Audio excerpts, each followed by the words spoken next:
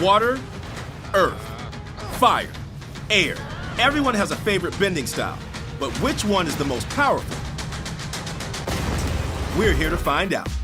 Before we start, let's make it clear that all four forms are extremely powerful in their own right. So even though this is a power ranking, it's a very close one. Okay, let's get into it. Here is our bending style power ranking from weakest to strongest. To start out our list at number 4, it's firebending. Fire is obviously a dangerous element, and it seems to be the most difficult to control. As Master Zhang said, "A rock will not throw itself, but fire will spread and destroy everything in its path if one does not have the will to control it." Firebending is a very offense-heavy style. Benders can shoot jets of flame, throw fire bombs, use fire whips, and even use the flames as a sort of jet propulsion. Since firebending is pure heat and energy, a skilled firebender can create raw electricity, effectively striking their opponents with the power of a bolt of lightning. Another rare technique allows benders to attack their opponents with their minds, causing combustion at whatever point they're looking at. This is an almost instantaneous move that's extremely difficult to predict or avoid. On the downside, simpler firebending techniques seem to be more easily blocked or redirected by all three of the other bending forms. At the same time, firebending lacks any real defense of its own, forcing its users to constantly take a more offensive approach. Number 3 is airbending. This element can sometimes be underestimated due to the peaceful nature of most traditional airbenders, but don't be fooled. When necessary, airbenders can exhibit remarkable power. One of their most apparent skills is their ability to stay light on their feet, really light.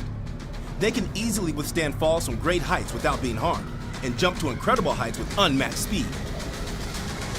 With a little assistance, most airbenders can ride the wind gliding across the sky with ease. And though the ability is rare, thanks to the teachings of Guru Lahima, it's also possible for an airbender to actually fly freely without the assistance of a glider.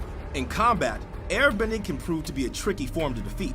Airbenders are generally trained to use air in unique and unpredictable ways, making it an even more difficult thing to defend against. They have the ability to control the temperature of their bodies to withstand extreme cold. Airbenders are able to warm themselves with only their breathing, Draw the air out of an opponent's lungs, and practice spiritual projection.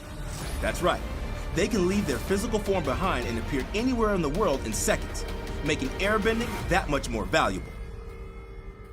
Waterbending is number 2 on our list, and this one is powerful. An experienced waterbender has a full level of control over the water in their environment. This includes any bodies of water, falling rain, water from inside plants, moisture in the air, and in some cases, even the water in their opponent's bodies. This is called bloodbending, and while it's a rare skill and usually requires a full moon, when a waterbender is capable of it, they are a true force to be reckoned with. On top of that, waterbending can be used to switch between defense and offense with ease, allowing waterbenders to attack aggressively while maintaining their defensive position. To complement their defensive abilities, waterbenders also possess remarkable healing abilities, which only adds to their resilience. And fortifying both their offensive and defensive abilities is the relative ease at which they can state change. They can almost instantly change water to ice, which can quickly be used for fierce attacks, a powerful shield, or a handy means to immobilize an opponent. The one downside to waterbending is its reliance on the availability of water. Sure, we mentioned that water can be drawn from a lot of places, but even a powerful waterbender is going to have a rough time in a dry desert. Finally, we have, you guessed it, earthbending, coming in at number 1. Let's start with the obvious. Earthbenders control rocks. With apparent ease, an earthbender can lift and throw boulders the size of a small house, a very difficult thing to defend against, which has the potential to swiftly end a battle. They can also control small, denser rocks that can be fired much more quickly at multiple enemies. But that's just the surface level of earthbending. A skilled master has countless abilities at their disposal.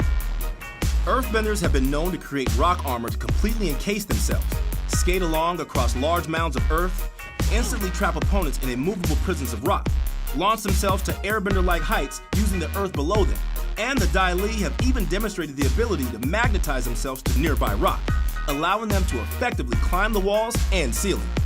Like the airbenders, earthbenders have also been seen coming up with creative uses for their craft. If you are standing on any sort of earth, they can quickly change it to quicksand. If you make even the slightest move, they can sense it through the vibrations in the ground, and they can even use those vibrations to tell if you're lying. Once they were able to be contained in metal, kept separate from any earth for them to bend.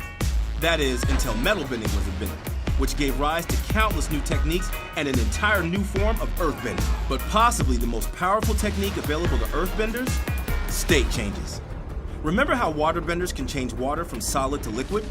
Well, powerful earthbenders can do the same thing to rock. And what's liquid rock? That's right, we're talking lava bending. Earthbenders can exhibit full control over liquid hot molten rock, using it almost as a waterbender uses water. This kind of attack is nearly impossible to defend against. I can't beat this guy! It's like I'm giving him ammo! And while lava bending is rare, it's possible for an earthbender to pick up the skill with, well, no training at all. In fact, Bolin is able to lava bend on his very first try. And from that point forward, he seems pretty proficient in the skill, with no practice whatsoever. While each bending form has countless powerful techniques, it seems that Earth, the element that is supposed to be the most stubborn, is actually the most versatile, which puts it at #1 on our list. Do you agree with our list? Let us know in the comments below.